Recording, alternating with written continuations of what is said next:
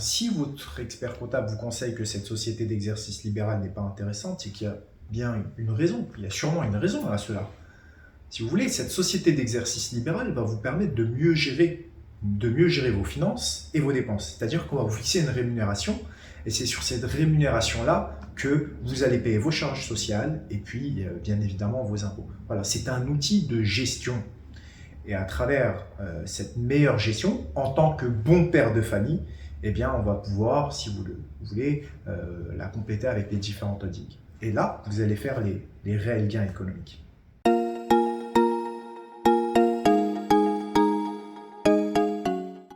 Alors, en tant que libéral, professionnel de santé, lorsque vous vous installez, vous avez deux options. Soit vous vous installez en BNC, soit vous vous installez en société d'exercice libéral. Donc, chez Paris Stratégie, la majeure partie de nos clients sont soit médecins ou alors chirurgiens-dentistes. Médecins généralistes et spécialistes ou chirurgiens-dentistes. Donc, si vous vous installez tout de suite en BNC, qu'est-ce qui va se passer? Donc, la première année, vous allez avoir un gros BNC, mais vous n'allez pas payer beaucoup de charges sociales.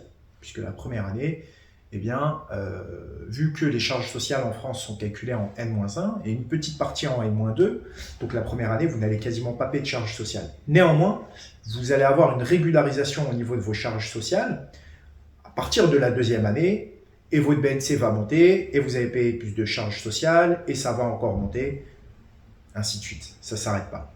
L'idée de la société d'exercice libéral, encore une fois, je vais garder la même notion. La société d'exercice libéral va vous permettre de mieux gérer vos finances.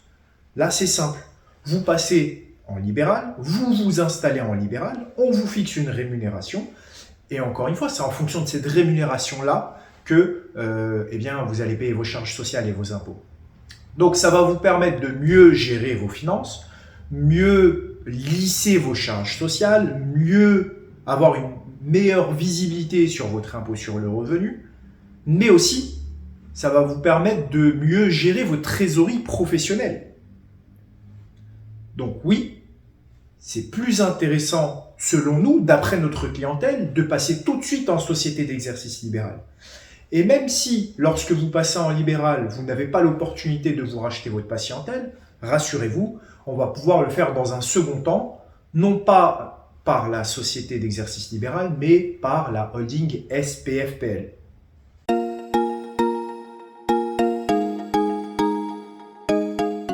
C'est la fameuse question. Combien de temps et quelles sont les différentes étapes pour créer cette société d'exercice libéral pour un professionnel de santé étant une profession réglementée? Alors, vous avez différentes étapes et vous avez aussi une certaine chronologie à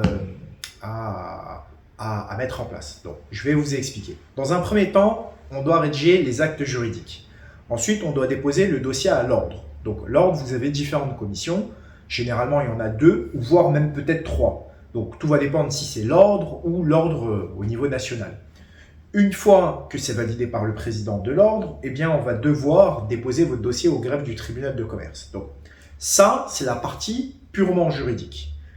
Et ensuite, il y a la partie sociale, puisque, comme vous le savez, lorsque vous passez en société d'exercice libéral, c'est tout un changement au niveau de la personne. C'est-à-dire que ce n'est plus une personne physique, c'est plus à votre nom propre que vous exercez, mais au nom de la société d'exercice libéral. Donc, on va faire les agréments auprès de la sécurité sociale pour que vous ayez votre nouvelle carte CPS et vos nouvelles feuilles de soins. Donc, entre la partie juridique, donc jusqu'à le CABIS, pour avoir le CABIS, il faut compter environ 4 mois. Donc, à partir du moment où vous avez le CABIS, juridiquement, cette société d'exercice libéral existe. Mais ensuite, il faut attendre, comme vous l'avez compris, la partie sociale, donc la partie carte CPS et feuille de soins. Prenons un exemple. Bon, prenons un exemple simple.